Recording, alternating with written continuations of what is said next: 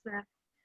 Assalamualaikum warahmatullahi wabarakatuh. Saya Naila Hanin Hanifah dari kelas S1M. Saya bersama teman-teman saya akan menjelaskan tentang sistem ekonomi syariah atau ekonomi Islam di dalam Indonesia dan dampak dari penghapusan ekonomi konvensional. Yang pertama adalah pendapat pro yang akan dibacakan oleh Mutia Syifa. Oke, di sini saya akan membacakan pendapat pro, yaitu pembangunan berkelanjutan keuangan Islam menawarkan manfaat bagi pertumbuhan ekonomi, menguranginya kemiskinan dan mendorong kemakmuran bersama. Keuangan Islam dapat secara signifikan berkontribusi terhadap pembangunan ekonomi mengingat hubungan langsungnya dengan aset fisik dan ekonomi real. Penggunaan pengaturan pembagaian laba dan kerugian mendorong penyediaan dukungan keuangan untuk perusahaan yang produktif. Dapat meningkatkan output dan menghasilkan pekerjaan. Penekanan pada aset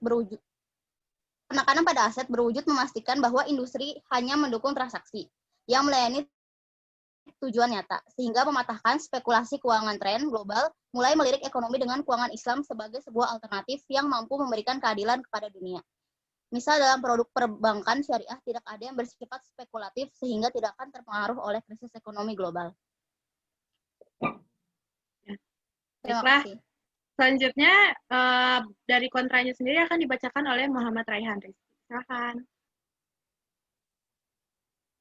Oke, terima kasih atas waktunya. Menurut pendapat saya, mengenai sistem ekonomi Islam diterapkan di Indonesia, masih minimnya jumlah lembaga keuangan Islam di Indonesia yang masih kalah jauh dibandingkan dengan jumlah lembaga keuangan konvensional.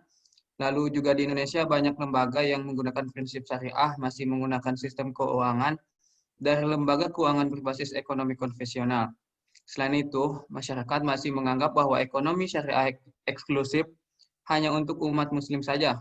Kemudian, pendidikan masyarakat yang masih mengedepankan materialisme. Banyaknya pengangguran yang terjadi bukanlah sekedar didasari oleh kemalasan individunya. Namun, saat ini fenomena pengangguran lebih disebabkan karena pemahaman masyarakat mengenai makna dan jenis pendapatan atau penghasilan yang belum tepat. Setidaknya, kita harus berani mengatakan bahwa ekonomi syariah masih belum dapat membantu ekonomi kerakyatan sebagai contoh tenaga kerja tidak langsung. Contoh nyatanya adalah masyarakat lebih senang meminjam modal dari rentenir ketimbang harus mengajukan pinjaman ke BMT. Hal ini disebabkan oleh sebagian masyarakat kita malas dalam mengurus persyaratan untuk pengajuan pinjaman ke BMT, sedangkan jika meminjam pada rentenir tidak memerlukan persyaratan dan dana dapat langsung diterima meskipun bunga yang ditawarkan sangat besar. Terima kasih.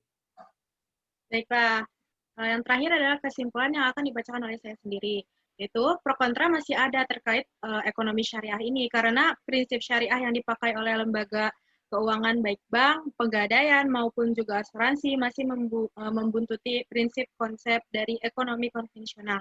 Selain itu, pemasaran ekonomi syariah masih terkesan eksklusif hanya untuk umat Islam saja, sehingga mayoritas masyarakat itu masih belum melirik kepada ekonomi syariah ini. Baiklah, sekian dari kami. Kurang lebihnya mohon maaf. Wassalamualaikum warahmatullahi wabarakatuh.